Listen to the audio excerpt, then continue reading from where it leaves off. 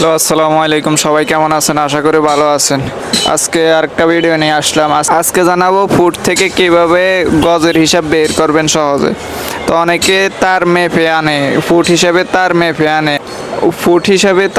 আনে, তো ফুট থেকে কিভাবে সহজে ফুট থেকে গজ হিসাবে বের করতে পারবেন এই বিষয়ে আজকে আলোচনা করব।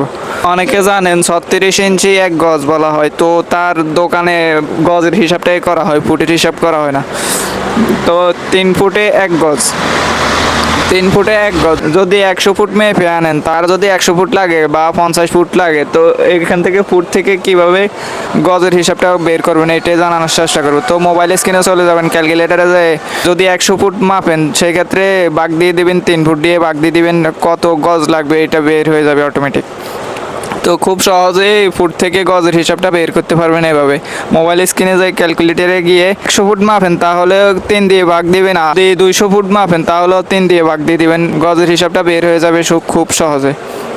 তো আশা করি ভিডিওটা বুঝতে পারলেন। তো আজকের জন্য এই পর্যন্ত, আবারও দেখা হবে অন্য কোনো ভিডিও নিয়ে। সবাই ভালো থাকবেন, সুস্থ থাকবেন, আল্লাহ হাফেজ।